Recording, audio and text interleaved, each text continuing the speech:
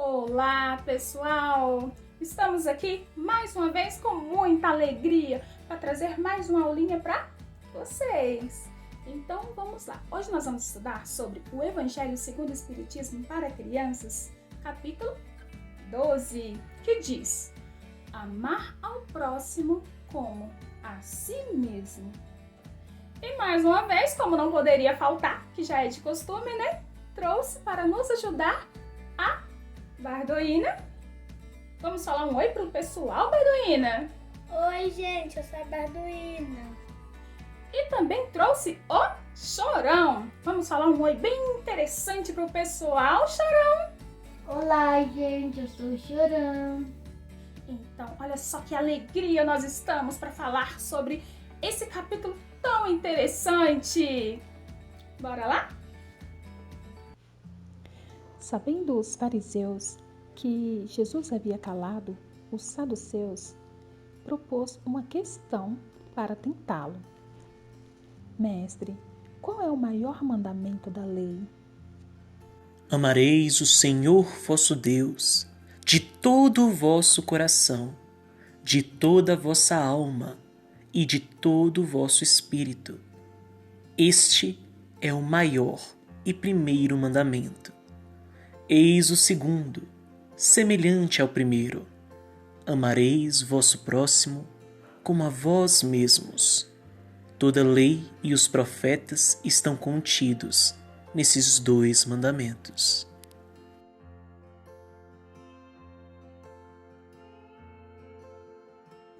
O reino dos céus é comparável a um rei que deliberou exigir prestação de contas dos seus servos. E, começando a fazê-lo, apresentaram-lhe um que lhe devia 10.000 talentos. Entretanto, como não havia meios para pagar, seu mestre mandou que fossem vendidos ele, sua mulher, seus filhos e tudo o que tinha, para satisfazer sua dívida. Arremessando-se aos pés do Senhor, o servo implorava, clamando: Senhor, tende um pouco de paciência, que tudo vos pagarei. Então, tomado de compaixão, o Senhor deixou-o ir e lhe perdoou a dívida. Contudo, assim que se retirou, o servo, ao encontrar um dos seus companheiros que lhe devia 100 moedas, agarrou-o pela garganta e quase o asfixiou, ordenando-lhe: paga-me o que me deves. E seu companheiro, lançando-lhe-se aos seus pés, suplicava, rogando: tende um pouco de paciência, que tudo vos pagarei. Ele, contudo, não desejava escutar. Foi-se e o colocou na prisão, para nela mantê-lo até pagar o que lhe devia. Os outros servos, seus companheiros, vendo o que se passava, foram extremamente aflitos e informaram ao Senhor sobre tudo o que acontecera, fazendo comparecer o servo à sua presença. O Senhor sentenciou: meu servo, perdoei-te tudo quanto me devias. Por que isso me implorastes? Não devias também ter piedade do teu companheiro como tive de ti? E o Senhor, tomado de cólera, entregou-os nas mãos dos verdugos, até que pagasse tudo o que devia. Amar o próximo como a si mesmo, fazer aos outros o que desejamos que fizessem a nós, é a expressão da mais completa caridade, pois resume todos os deveres para com o próximo. A esse respeito, é impossível guia mais exato do que tomar por parâmetro daquilo que se deve fazer aos outros o que se deseja para si próprio. Com que direito exigimos de nossos semelhantes melhores procedimentos, mais indulgência, benevolência e devotamento, se não agimos assim para com eles? É assim que meu Pai, que está no céu, vos tratará se não perdoardes do âmago do vosso coração aos vossos irmãos as faltas que houverem cometido contra vós. A prática desses ensinamentos conduz à destruição do egoísmo quando as pessoas se utilizam como regra de conduta, à base das suas instituições, compreenderão a verdadeira fraternidade e farão reinar em si a paz e a justiça. Não mais haverá ódio, nem desavenças, mas sim união, concórdia e benevolência mútua. Jesus, então, observando a malícia, acrescentou: Hipócritas, por que me tentais? Mostrai-me a peça de prata entregue para o imposto.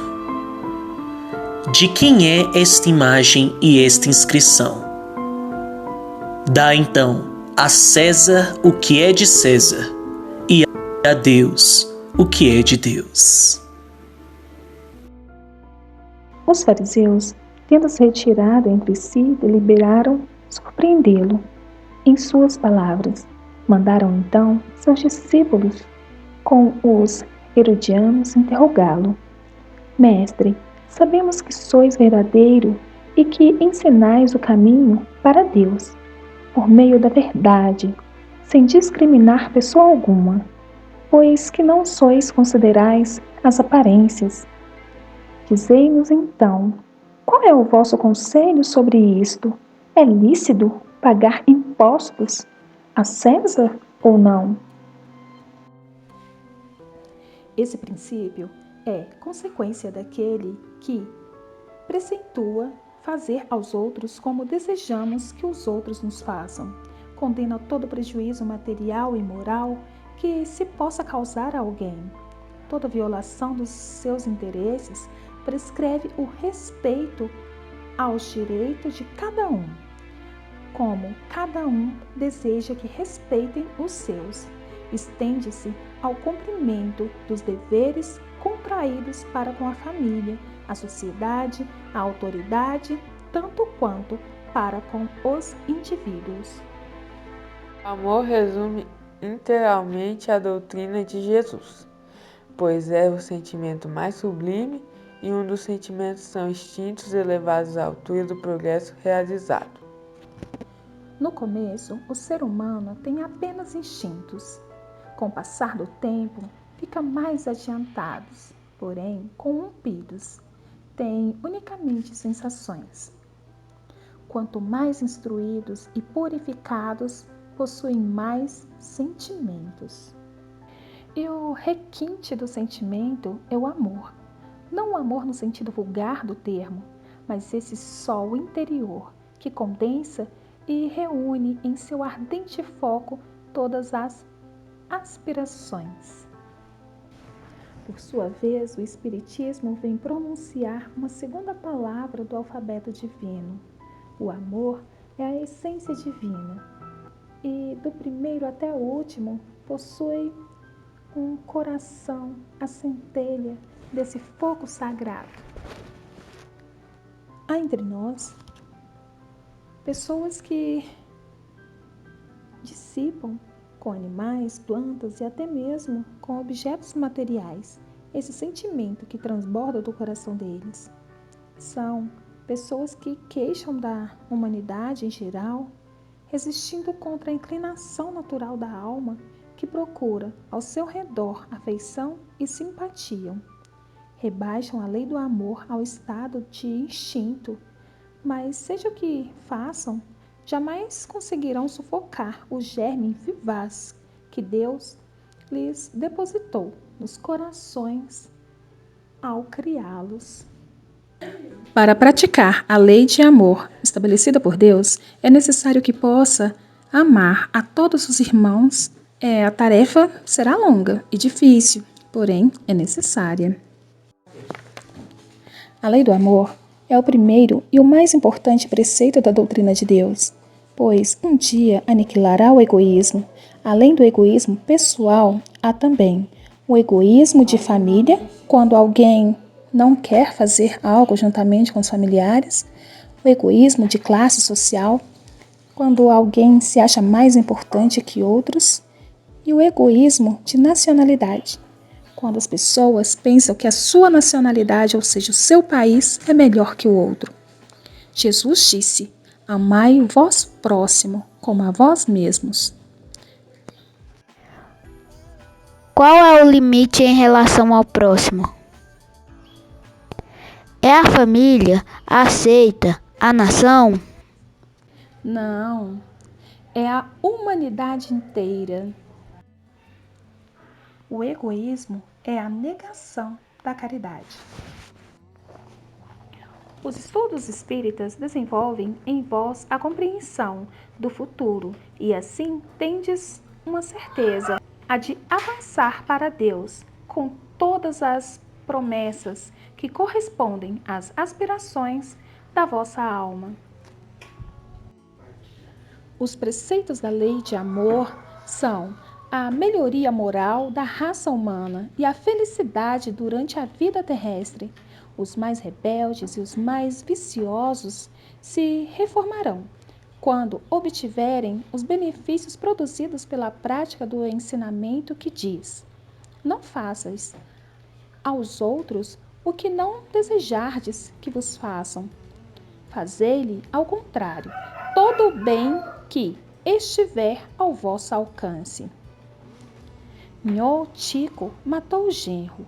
Achou que se fosse embora, mas o genro nasceu dele.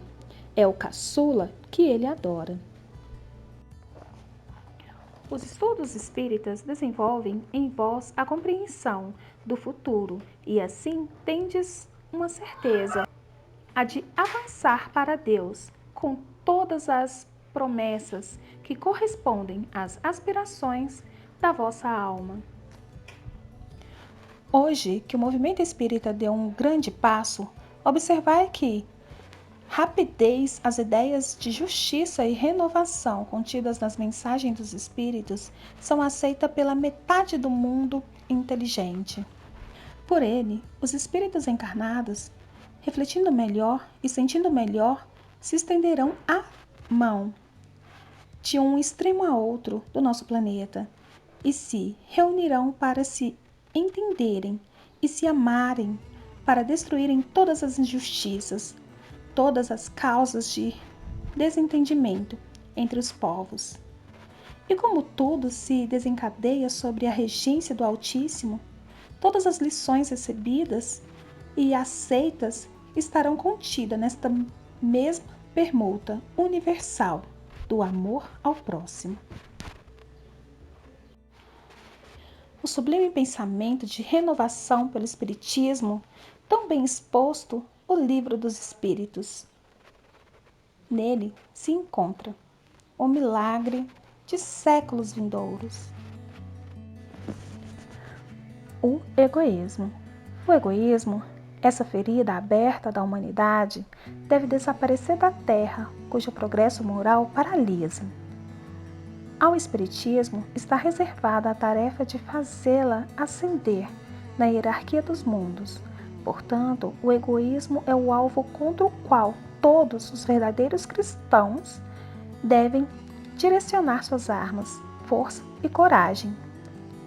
Menciono coragem, pois dela mais se necessita para vencer a si mesmo que para vencer os outros.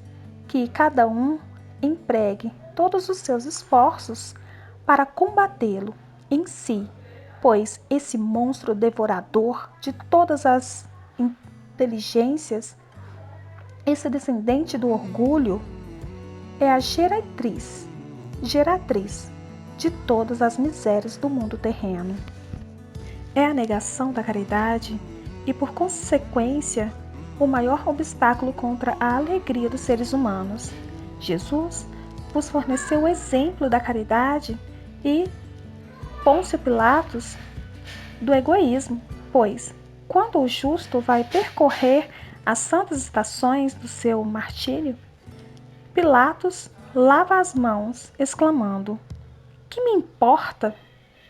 Proferiu aos judeus: "Este homem é justo. Por que desejas crucificá-lo?" Entretanto, permitiu o ser conduzido ao suplício. Se as pessoas se amassem com um mútuo amor, a caridade seria mais bem praticada. O Cristo não negava a ninguém, aquele que se dirigisse até ele, fosse quem fosse. Jamais era repelido. Socorria tanto a mulher adúltera quanto o criminoso e nunca meteu na sua própria reputação sofresse com isso. O egoísmo é a negação da caridade.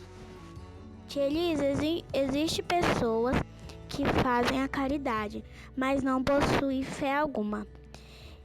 É possível? Sim, podereis certamente encontrar, em verdade, impulsos generosos, inclusive em pessoas privadas de religião. Mas esta caridade austera, que se exerce unicamente por abnegação, por sacrifício constante de todo interesse egoístico, só a fé pode inspirá-la. Portanto, só ela nos faz carregar com coragem e perseverança a cruz desta vida. Hoje, em vossa sociedade, para ser cristão, não é necessário nem o holocausto do martírio, nem o sacrifício da vida, mas única e simplesmente o sacrifício do vosso egoísmo, vosso orgulho e vossa vaidade. Se a caridade vos inspirar, a fé vos sustenta. Devereis amar os infelizes, os criminosos como criaturas de Deus, aos quais o perdão e a misericórdia serão atribuídas caso se arrependem, como a vós mesmos, quanto às faltas que cometeis contra a lei. Considerai que sois mais repreensíveis, mais culpados que aqueles a quem recusais o perdão e a misericórdia, pois, com frequência, não conhece Deus como o conheceis, e será menos exigido deles que de vós.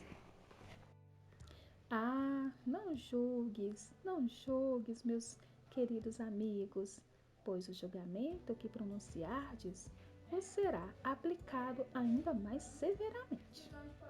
A caridade sublime ensinada por Jesus consiste também na benevolência, direcionada sempre para todas as coisas ao vosso próximo. Podes ainda exercer essas sublimes virtudes, e muitas pessoas que não necessitam das esmolas, mas que palavras de amor, consolação e encorajamentos produzirão ao Senhor. A caridade sublime ensinada por Jesus consiste também na benevolência direcionada sempre e em todas as coisas ao vosso próximos. Podereis ainda exercer essa sublime virtude e muitas pessoas que não necessitam de esmolas, mas de palavras de amor, consolação e encorajamento que as conduzirão ao Senhor. Devemos dar o socorro da prece. É a verdadeira caridade. Não devemos desejar a morte ou expurgá-lo da terra. Não devemos desejar o mal deles.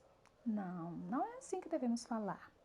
Devemos observar Jesus como modelo e agirmos como Jesus agiu.